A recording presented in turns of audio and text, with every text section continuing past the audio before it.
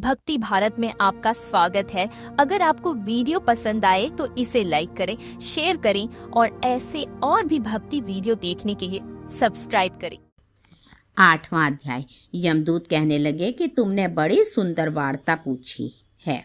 यद्यपि मैं पराधीन हूँ, फिर भी तुम्हारे स्नेहवश अपनी बुद्धि के अनुसार बतलाता हूँ।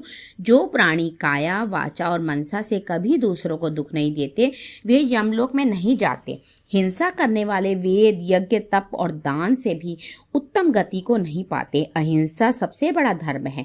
तप और दान ऋषियों ने बताया है। जो मनुष्य जल या पृथ्वी पर रहने वाले जीवों को अपने भोजन के लिए मारते हैं, वे कालसूत्र नामक नरक में पड़ते हैं और वहां पर अपना मांस खाते हैं और रक्त पीप पान करते हैं तथा पीप की कीच में उनको कीड़े काटते हैं। हिंसक जन्मांध, काने, कुबड़े, लूले, लंगड़े व दरिद्र और अंगहीन होते हैं। इस कारण इस लोक और परलोक में इस सुख की इच्छा करने वाले को काया, वाचा तथा मन में दूसरों का द्रोह नहीं करना चाहिए। जो हिंसा नहीं करते उनको किसी प्रकार का भय नहीं होता। जिस तरह सीधी और टेढ़ी दोनों प्रकार की बहने वाली नदियां समुद्र में मिल जाती हैं, वैसे ही सब धर्म अहिंसा में प्रवेश कर जाते हैं। ब्रह्मचारी, गृहस्थ, वानप्रस्थी तथा यति सभी अपने अपने धर्म का पालन करने और जितेंद्रिय रहने से ब्रह्मलोक को प्राप्त करते हैं। जो जलाशय आदि बनाते हैं और सदैव 5 यज्ञ करते हैं,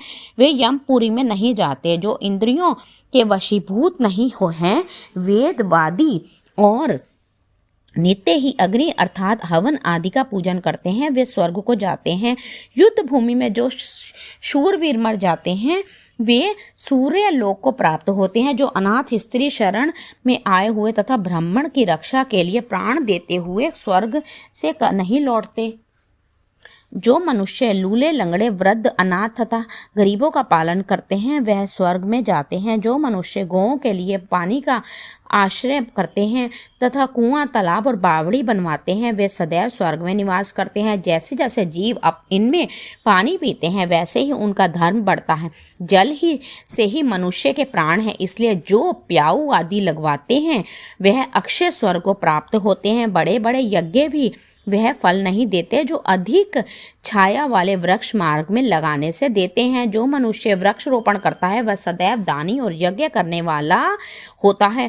जो अच्छे फल और अच्छी छाया वाले मार्ग में के वृक्षों को काटता है, वह नरकगामी होता है। तुलसी का पौधा लगाने वाले सब पापों से छूट जाते हैं। जिस घर में तुलसी वन है, वह घर तीर्थ के समान है और उस घर में यमदूत नहीं जाते। तुलसी की सुगंध से पितरों का चित्त आनंदित हो जाता है और वे विमान में बैठकर विष्णु लोक को जाते हैं। नर्मदा नदी का दर्शन, गंगा का स्नान और तुलसी दल का स्पर्श, यह सब बराबर बराबर फल देने वाला है। हर एक द्वादशी को ब्रह्मा भी तुलसी का पूजन करते हैं। रत्न, सोना, फूल तथा मोती की माला के दान का इतना पुण्य नहीं जितना तुलसी की माला के दान का है। जो फल आम के 1000 और पीपल के 100 वृक्षों को लगाने से होता है, वह तुलसी के एक पौधे से लगाने से होता है। पुष्कर आदि तीर्थ, गंगा आदि नदी, वासुदेव आदि देवता सभी तुलसी में वास करते हैं। जो एक बार, 2 या 3 बार रेवा नदी से उत्पन्न शिव मूर्ति की पूजा करता है तथा स्फुटिक रत्न के पत्थर से आप निकले हुए तीर्थ में, पर्वत या वन में रखी हुई शिव की मूर्ति की पूजा करता है और सदैव ओम नमः शिवाय मंत्र का जाप करता है, यमलोक की कथा भी नहीं सुनता। प्रसंग, शत्रुता, अभिमान से शिव पूजा के समान पापों को नष्ट करने वाला तथा कीर्ति देने वाला 3 लोकों में और उस कोई काम नहीं है। जो शिवालय स्थापित करते हैं, वे शिवलोक में जाते हैं। ब्रह्मा, विष्णु, शिव का मंदिर बनाकर मनुष्य वैकुंठवासी होता है। जो भगवान की पूजा के लिए फूलों का बाग लगाते हैं, वे धन्य हैं। जो माता, पिता, देवता, अतिथियों का सदैव पूजन करते हैं, वे ब्रह्मलोक को प्राप्त होते हैं।